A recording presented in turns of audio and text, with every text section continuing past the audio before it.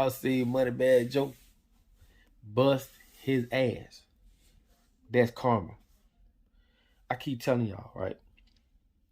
All these major companies are there because they play a part of the agenda of the 1%, the ones who run the world. Walmart ain't that big because out of nowhere. No, they are part of the agenda. Disney is a part of the agenda. They used to run drugs through Disney. Disney is where they captivate all our children's through sound, through colors. All you see these colorful cartoons. You can put a child in front of a phone or a tablet and put one of them Disney movies on. See, they done studied our kids and they know them kids to be just like this here. They hypnotized. They be glued because of the colors, the sound. You got to be careful of this shit. I'm not talking anybody with a child who know those Disney movies. I think it's called Pixels or whatever name of that cartoon company.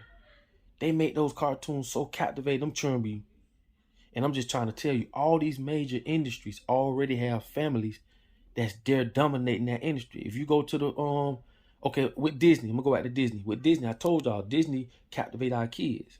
All type of subliminal messages, all type of shit that shouldn't be in. I done videos on this shit. Shit that shouldn't be in the park, Disney park. I told y'all, I did a video on this too. They got pipes running throughout the park that let out this smoke that make people hungry.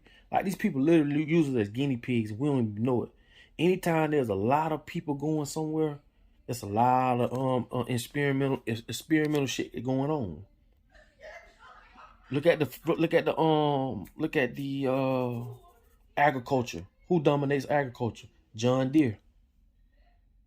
See, it's already a family there that's dominating that shit. Any business you get into, any business, there's gonna already be somebody there dominating it, and been dominating it from the 1800s. Because like I told y'all, what they did with us, they made us build this shit up for 400 years. And when they got so far and then got the slaves to build all this shit up, and got all the resources, then they dropped us off in the middle of nowhere. Say, okay, well, we'll give y'all an acre and a motherfucking mule. Man, them folks ain't gave us an acre and a dog. All these major companies are merging.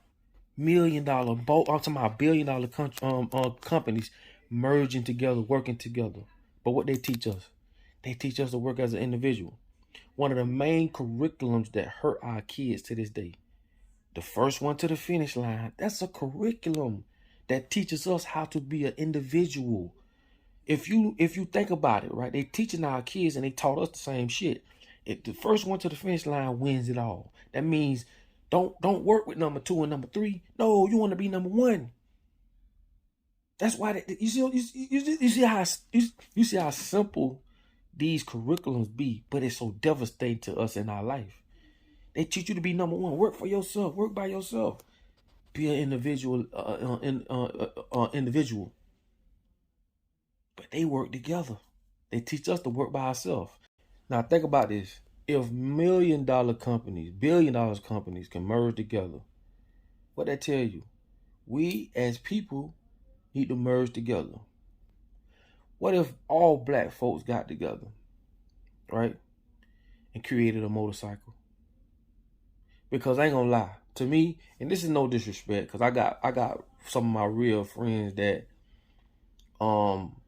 ride Harleys and all that stuff. But it does blow my mind that as black folks, it just blows my mind that why won't we get our own motorcycle? And sometimes it ain't about race all the time. But when you losing, you start to see what the ones who's winning doing. And as long as we don't own nothing, long as we always got to be a part of somebody else's shit, as long as we always got to buy somebody else's inventions and shit like that, we'll never get nowhere, as you see. Ain't nobody gonna give us nothing. So what if we created our own motorcycle? Had our own I ain't gonna even say motorcycle gang, because it's way more deeper than that. And that's why I say no disrespect. That's like a brotherhood. But it just blows me that why won't we get our own motorcycle? Stuff like that just blows my mind. We as black folks kill ourselves when we say, that's why I don't shop with blacks. Or I can't spend my money with blacks. That's the very reason why we fucked up. I don't care what nobody say. I know I'm gonna catch flack. I know that. But I'm one of the chosen ones. I can handle it. I'm gonna hear all that, oh, just cause you black, you don't mean you spend money with people, or just cause you this. I'm gonna tell you something. We so fucked up till we can't afford not to spend money with each other. I don't care how messed up it is. Take everything on earth. From the animals, the birds, the insects, everything. Who on the bottom of the totem pole? Black people.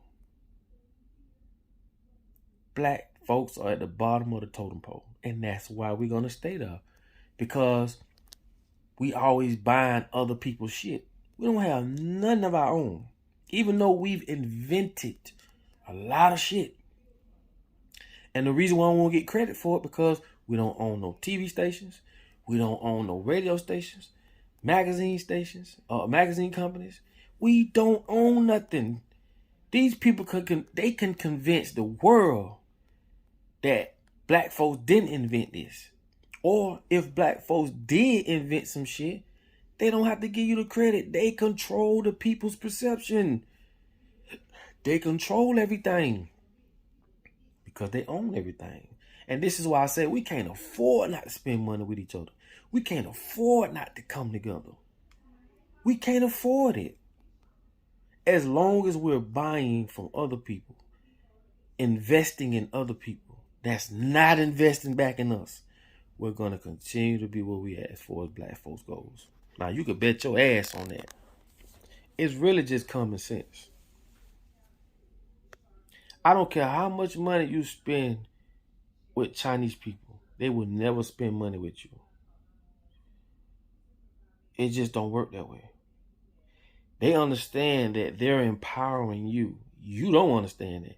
So imagine all the money that we spend with Chinese people. Buying hair. They done took over seafood. Not only that. This is going to blow your mind. Not only that. This is how a culture can control another culture through business. What I mean by that? The way we consume and eat seafood is not how they selling it to us. But by we don't own a motherfucking thing, we don't control the way that we consume seafood. You see how another culture can control another culture through business? That's just like us going to China, selling them Chinese rice.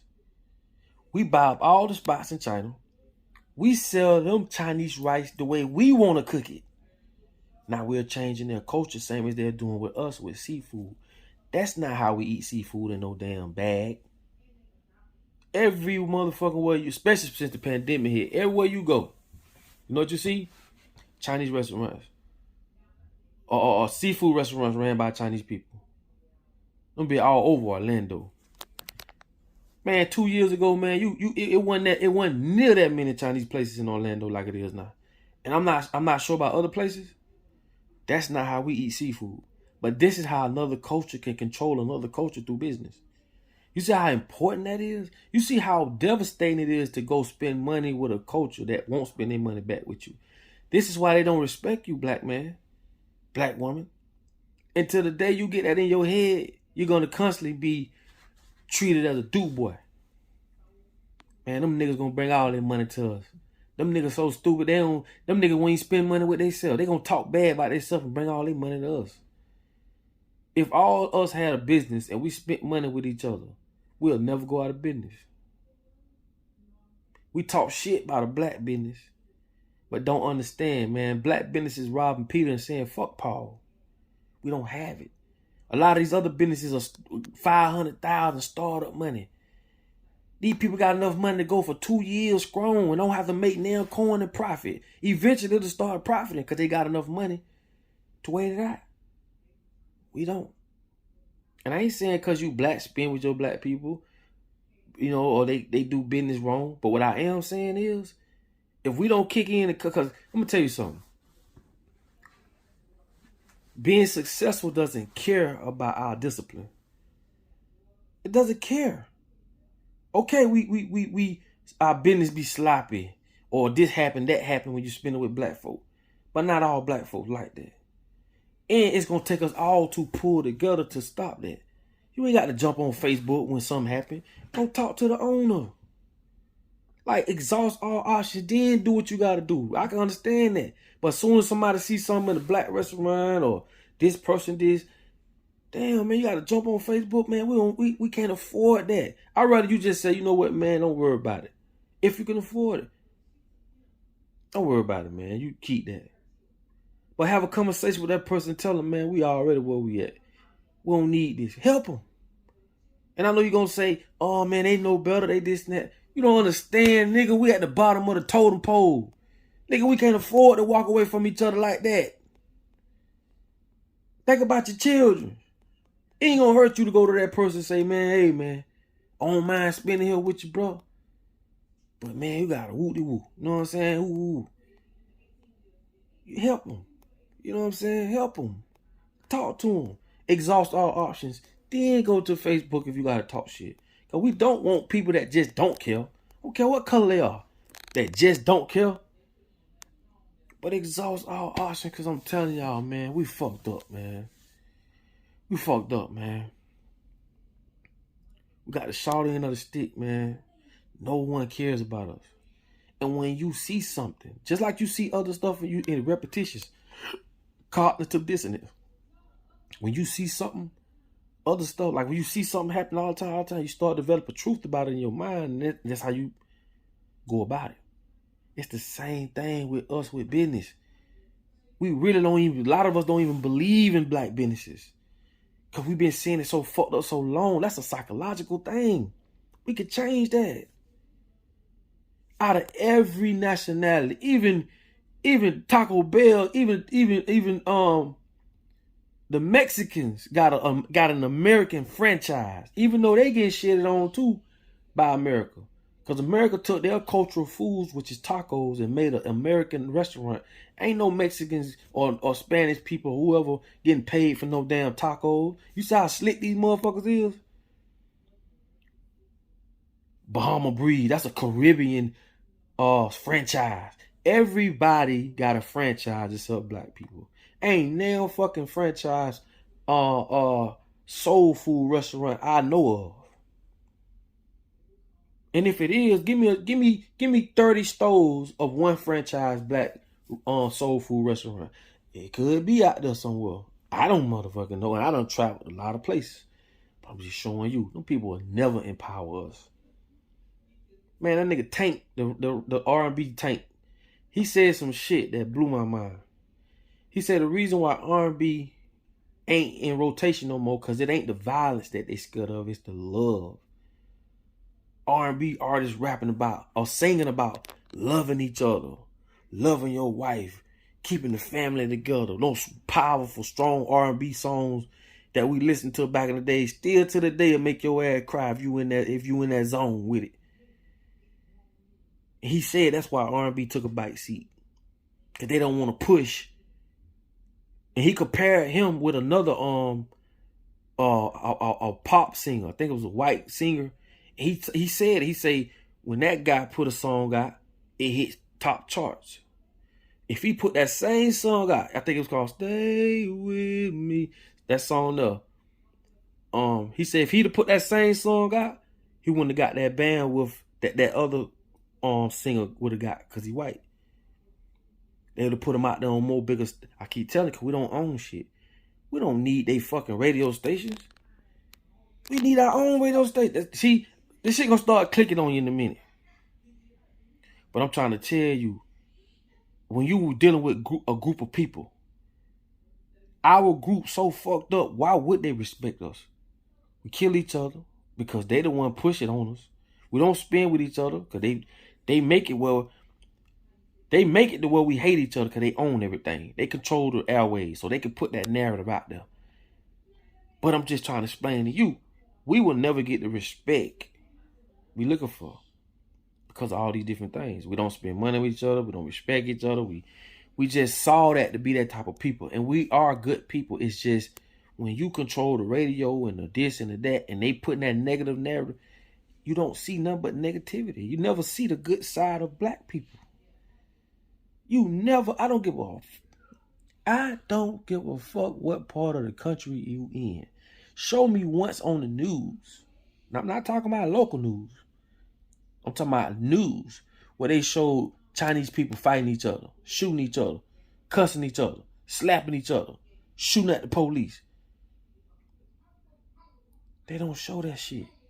We the only motherfuckers they show do that shit. And the few white boys that do it or whatever the case may be. Why I say, bro, we can't afford to not help each other or support each other. And like I say, you see me? You see my skin? This melanin, baby. It's that beautiful melanin. I vibrate so high and I love everything. I love everybody. But this is a wicked world, man. The people in it, they paint this to be ugly and wicked. But it's not. It's beautiful. They just paint it that way. But I hope I ain't offending nobody. And like I say, man, I just want us to understand why we where we at. So we know not to be, understand we in a society where we're gonna be painted as the bad guy. And it's gonna affect us internally, and we're gonna start looking at each other as we are bad guys, but it's just the perception that they put out there on us. We're not like that.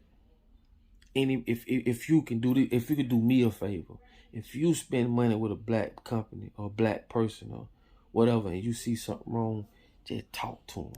And you as a black owner, as a business, you have a duty and a responsibility to not make us look bad. If it's something wrong, fix it.